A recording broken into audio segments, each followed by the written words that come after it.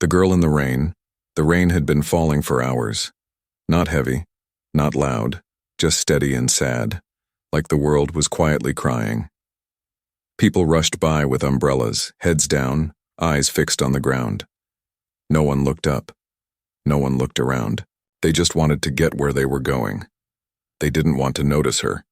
She was sitting on a soaked cardboard box near the edge of the sidewalk. Her coat was too thin for this kind of weather. Her shoes were torn and her fingers were turning red from the cold. She couldn't have been older than 17. Her long hair stuck to her face, wet and heavy. Her eyes looked empty, as if hope had packed its bags and walked away a long time ago. Every few minutes someone would glance at her, but then they'd look away quickly, pretending they hadn't seen. Some whispered to each other. Others just moved farther from her as they passed. No one stopped. No one asked her name. Until he did. Keanu Reeves wasn't supposed to be there. He had taken a different route than usual. His driver was out sick. He had decided to walk. He liked the rain anyway. It reminded him of scenes from old movies, the kind where people find each other when everything seems lost. He noticed her from across the street. She was sitting so still, like she was afraid even to breathe. Her eyes were staring at nothing. People were walking past her like she didn't exist. Something in Keanu's heart tugged. He knew that look. He had seen it in the mirror once, many years ago after he had lost someone he loved deeply. So he walked across the street. He didn't say anything at first. He just stood there, umbrella in one hand, the other hand in his pocket. He waited until she looked up. She looked slowly, as if it took effort just to lift her eyes. Their eyes met. She flinched. She looked down again. He didn't leave. Instead, he slowly knelt beside her, resting his umbrella above both their heads. Now the rain couldn't touch her. Not for this moment. "What's your name?" he asked softly. She didn't answer. He waited. After a few long seconds, she said, "Why do you care?" Her voice was rough, like it hadn't been used in days. "Because you matter," he said gently. She scoffed and looked away. "No, I don't. No one sees me. Not really." "I see you," he said, and he meant it. Her eyes filled with tears, but she quickly wiped them away with the sleeve of her coat. Keanu sat down on the wet sidewalk beside her. People were starting to notice now. Some whispered, others took pictures. He didn't care. He had been famous long enough to ignore the noise. "My name's Keanu," he said, like she didn't already know. "I wasn't supposed to be here today, but maybe this is exactly where I'm supposed to be." The girl looked at him again. "Why would someone like you talk to someone like me?" He smiled. Not a movie star smile, a real one. Quiet, kind, a little sad. "Because I've been where you are." She blinked. "No, you haven't." "Maybe not in the same way," he said, "but I've been alone. I've lost people. I've felt invisible. I know what it's like to sit still and hope someone sees you." Her lip trembled. She bit it to stop herself from crying. "What's your name?" he asked again, even softer this time. She hesitated, then whispered, "Lila." He nodded. "That's a beautiful name." She didn't believe him, but she didn't say so. Keanu reached into his coat pocket and pulled out a small paper bag. "I just got this muffin. Blueberry. It's warm. Would you like it?" She stared at the bag like it was made of gold. "You don't have to," he said quickly. "I just thought you might be hungry." Her stomach growled at the smell. She took it slowly. "Thank you," she whispered. "You're welcome." They sat in silence as she ate. The rain still fell, but it didn't touch them. Keanu didn't ask questions. He didn't push. He just stayed. After a while, she asked, "Why are you really here?" He looked at her for a long moment, then said, "Maybe to remind you that the world still has people who care." She looked down at the muffin in her hands. Her shoulders shook as she cried quietly, but they weren't the same kind of tears from before. These had something else mixed in, something she hadn't felt in a long time. Hope, and for the first time in weeks, maybe months, Lila felt warm. Not just from the muffin or the umbrella, but from the way someone had seen her. Really seen her. Keanu didn't try to fix everything that day. He didn't offer her a mansion or a miracle. He just offered his time, his presence, and his kindness, and that made all the difference. A seat at the cafe the next morning, Lila was still sitting on that same stretch of sidewalk. The cardboard was soggy now, and the rain had stopped, but the cold air lingered in the bones. She hadn't slept much. Part of her feared it had all been a dream. The muffin, the umbrella, Keanu Reeves. Maybe her mind had made it all up to protect her heart. But then she found the folded note in her coat pocket. She didn't remember him slipping it in. It read, "If you're here tomorrow, I'll be too. Same time. I'll bring the coffee." Her fingers trembled as she held the paper. Someone had made a promise to her. Not out of pity, not out of guilt, just because he cared. So she waited, and right when the shadows started to shrink under the morning sun, she saw him. Black coat, calm steps, same gentle eyes. He smiled. "You came." She stood awkwardly. Part of her wanted to run. Part of her wanted to cry again. "I wasn't sure you meant it," she said softly. He held up 2 paper cups. "I always mean it." They walked side by side. He didn't ask where she had slept or how she had ended up on the street. He didn't look at her like she was broken, just like she was someone worth walking with. He led her to a quiet corner cafe.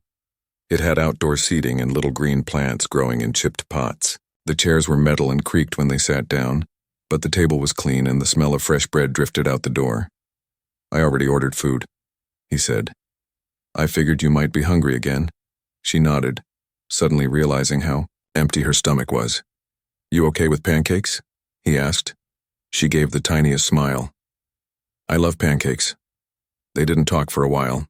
They just sat, sipping coffee and listening to the soft hum of life around them. Birds chirped.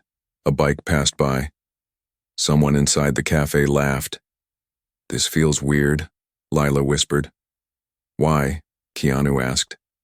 "Because no one's ever done this for me." He didn't respond right away. He just looked at her with eyes that held stories.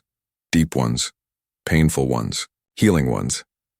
"Maybe it's time someone did," he said. The food arrived. Pancakes, scrambled eggs, and a small bowl of fruit. Lila stared at it, tears burning her eyes again. She picked up her fork, then stopped. "Can I ask you something?" she said. "Of course. Why me? Why stop for me? I'm nobody." Keanu leaned forward a little. "Because the world teaches us to look away, to keep walking. But that's not how things change. Things change when one person chooses to stop. And you're not nobody. You're Lila." She covered her mouth with one hand. A sob slipped out before she could stop it. "You're kind," she said. "But kindness doesn't last." He nodded slowly. "You're right. Sometimes it doesn't, but sometimes it does. And when it does, it changes everything." They ate in silence for a bit. When she was done, she looked at him again. "I'm scared," she admitted. "Of what?" "Of hoping." He reached across the table not to touch her, just to let her know he was there. "You don't have to hope for everything at once. Just hope for the next hour. Then the next. One small hope at a time." Lila nodded. She liked that. After they finished, Keanu stood and reached into his pocket again. This time he pulled out a small notebook and a pen. "This is for you," he said. "Write anything you want in it. Thoughts, dreams, even just what the sky looked like today. Sometimes writing helps." She held it like it was a gift made of light. "Thank you," she whispered. "I'll see you tomorrow?" he asked. "You really mean it?" "I always mean it." And with that, he walked away. She sat at the table long after he left. Her hands wrapped around the coffee cup, the notebook pressed to her chest. For the first time in so long, she felt like maybe the world still had space for her. Maybe her voice still mattered. Maybe she didn't have to disappear. And she knew one thing, for sure, she would be back tomorrow. The invisible paint. The third morning, Lila showed up before sunrise. She sat at the same table outside the little cafe, her fingers curled tightly around the small notebook Keanu had given her. The streets were still quiet, the sky still painted, in deep purple and sleepy orange. She didn't know why she felt nervous, but her heart wouldn't stop pounding. Maybe she was afraid he wouldn't come this time. Maybe a small part of her still believed it was too good to be true, but he did come. Right when the light started to touch the tops of the buildings, he turned the corner, coat swaying gently as he walked. He saw her, smiled, and raised 2 fingers in a peace sign. It was such a simple thing, but it made her chest ache in a way she didn't understand. He sat down beside her, placed 2 cups on the table and said, "You beat me here. I didn't want to miss you," she said. He nodded, took a sip from his cup, then said, "Did you write anything?" She looked down at the notebook in her lap. A little. He didn't ask to see it. He just waited. "Do you ever feel like you're too broken to be fixed?" she asked, her voice barely above a whisper. Keanu didn't rush to answer. He stared at the steam rising from his cup and said quietly, "Yes, many times." Lila looked at him with surprise. "You?" "Of course," he said. "We all carry something. Some wounds are just more invisible than others." She nodded slowly. "Mine started when I was 13. My mom got sick. We couldn't afford her medicine. She passed away the week after my birthday. After that, my dad changed. He started drinking. He lost his job. And then he lost me." Keanu listened without blinking. "He kicked me out when I turned 17. Said I reminded him too much of her. I've been out here ever since." Her eyes brimmed with tears, but she didn't cry this time. "That's not fair," Keanu said gently. "I know, but life's not fair. You're right, it isn't, but that doesn't mean you don't deserve kindness or healing." Lila swallowed hard. "I don't even know who I am anymore." He took something from his coat pocket. A small round mirror. It wasn't fancy. Just a simple one that fit in his palm. He placed it in front of her. "Look," he said. She hesitated. "Trust me," he added. She looked. What she saw surprised her. She expected to see someone weak, dirty, lost. But instead she saw a girl who had survived. Her eyes, though tired, had a kind of strength in them. A quiet fire. "Do you see her?" he asked. "See who?" "The girl who kept going even when the world turned its back. The girl who still wakes up, who still hopes, even if only a little." "That girl is strong." Lila's lips trembled.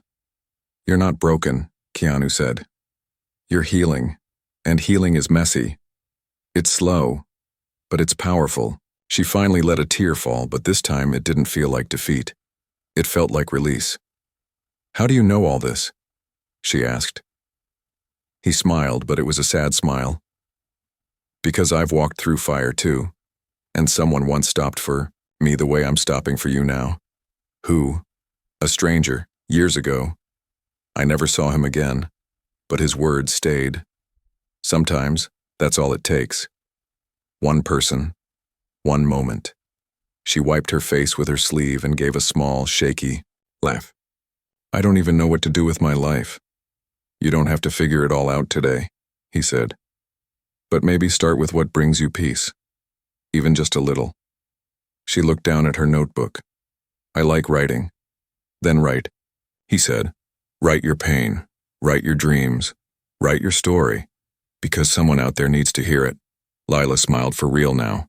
Not a huge smile, just a soft, honest one. "You think people would listen?" "I'm listening, aren't I?"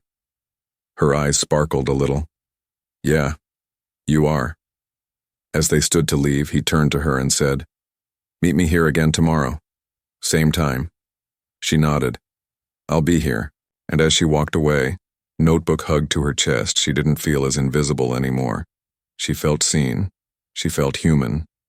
And maybe, just maybe, she felt like she mattered. The scar and the spark, the morning sun was brighter than usual, for The first time in months Lila had slept more than a few hours. Not under a roof, not in a bed, just in a corner behind the cafe where it was dry and quiet. She used her backpack as a pillow and held her notebook like a treasure. It wasn't much, but it was the first time she had closed her eyes without fear. Keanu kept his word. Again, he showed up holding 2 fresh coffees in a small paper bag. "Good morning," he said with a warm smile. "You're always on time," she said, still surprised. "I said I would be." She took the coffee with both hands, feeling the warmth sink into her fingers. She noticed something this time.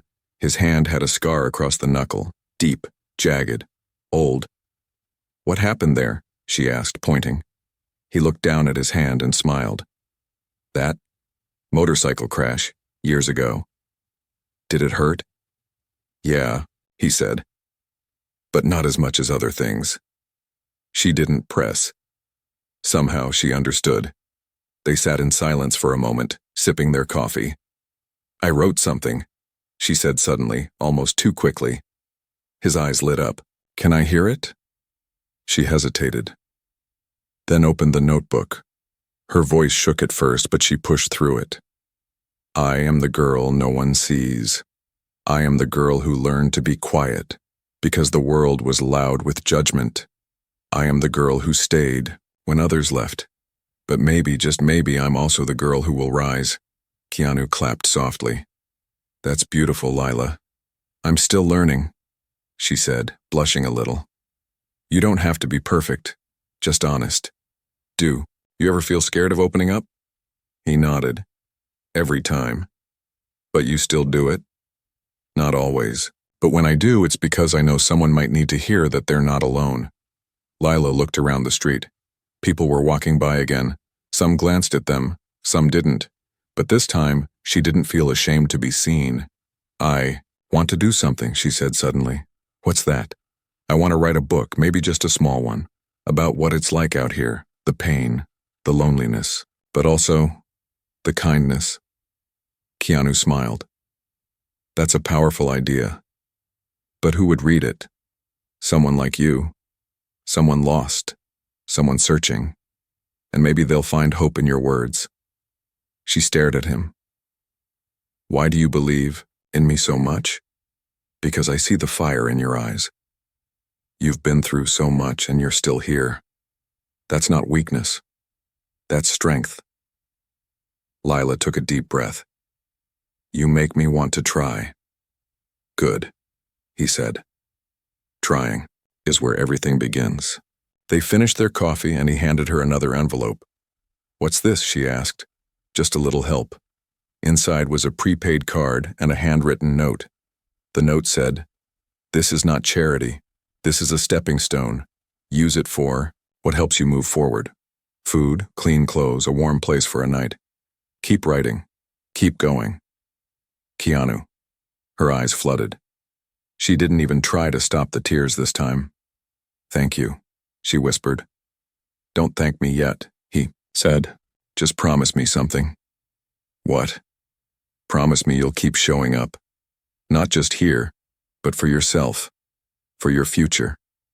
She nodded. "I will." As she walked away, the card in one hand and the notebook in the other, she felt something shift inside her. She had a spark now, something she hadn't felt in years. Purpose. Keanu watched her go, then turned and disappeared into the morning light. The library and the letter. The bell above the library door jingled softly. Lila stepped in slowly, holding her notebook like a fragile gift. It was warm inside, quiet, peaceful. The shelves reached high, filled with stories she had once believed were only for other people, rich people, lucky people. Not girls who slept on cardboard and dreamed in silence. But today, she felt different. Today, she believed maybe some stories belonged to her too. She walked to the desk and smiled nervously at the librarian. "Hi," she said, her voice steady for the first time in weeks. "I'd like a library card, and why, if that's okay." The woman looked surprised, then smiled back warmly. "Of course it's okay.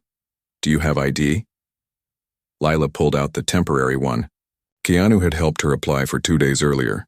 It wasn't much, but it had her name on it, and that was enough. As the librarian typed, Lila looked around the room, feeling something settle inside her. Something like peace.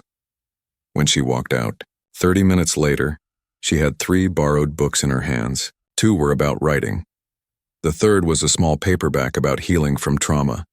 She didn't know if she was ready to read it, but she wanted to try. As promised, Keanu was waiting for her outside the cafe. He waved from the table, a coffee, already sitting across from him. "Library day," he said with a grin. She held up the books proudly. "My first card." "That's huge," he said. "You should be proud."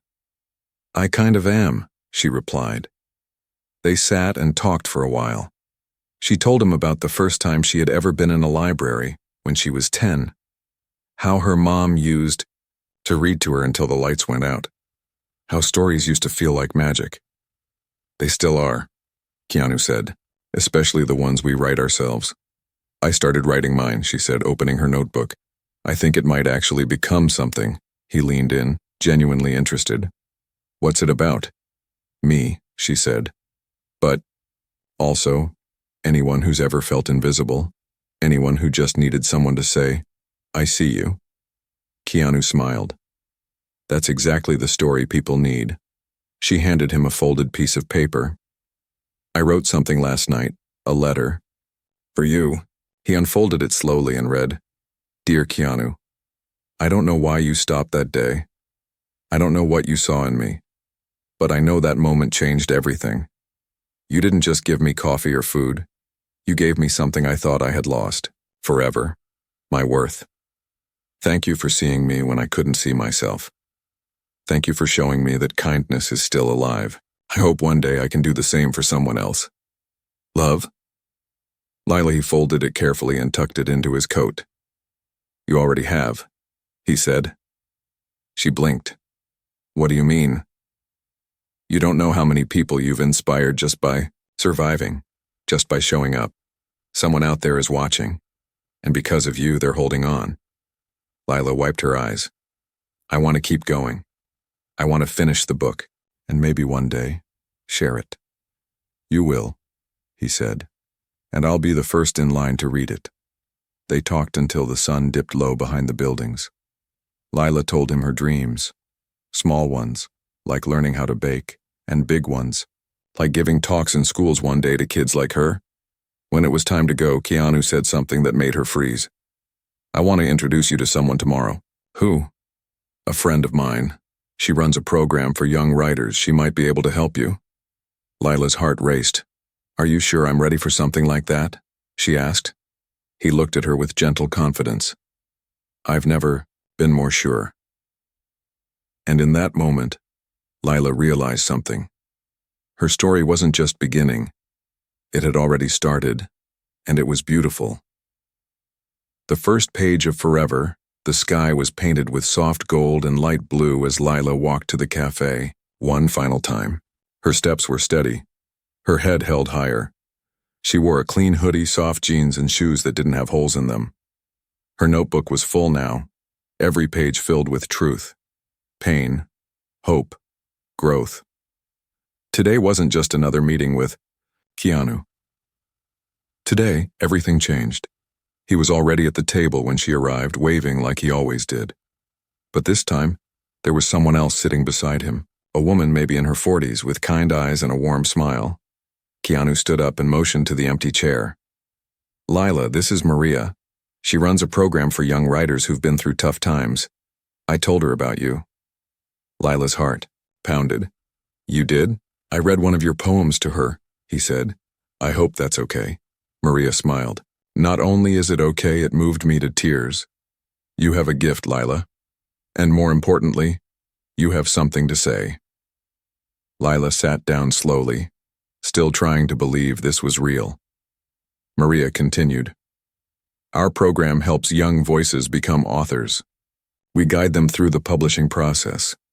We also offer safe housing and mentorship. If you want it, we'd love to help you finish your book, and maybe even publish it."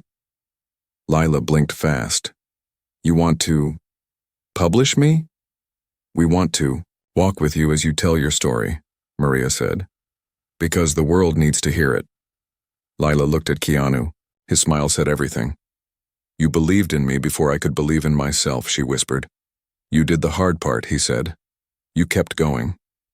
Maria handed her a folder. Inside were documents, program details, and a small note. At the bottom, you matter. Your voice matters. Your story matters. Lila held the folder against her chest and took a deep breath. Yes, she said. I want this. The rest of the day passed like a dream. Maria gave her a tour of the writing center. It was filled with art, books, laughter, and young people who had all once felt like she did, invisible, voiceless. Now they were poets, novelists, speakers. She wasn't alone anymore. Later that night, Keanu walked her to the door of her new, temporary housing unit. It wasn't fancy, but it was clean, safe, and hers. She turned to him. I don't know how to say thank you. You already did, he said.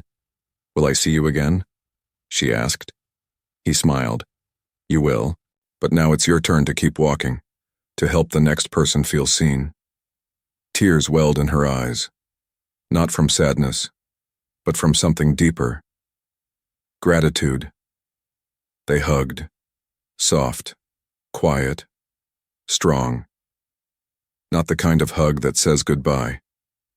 The kind that says, I'm proud of you.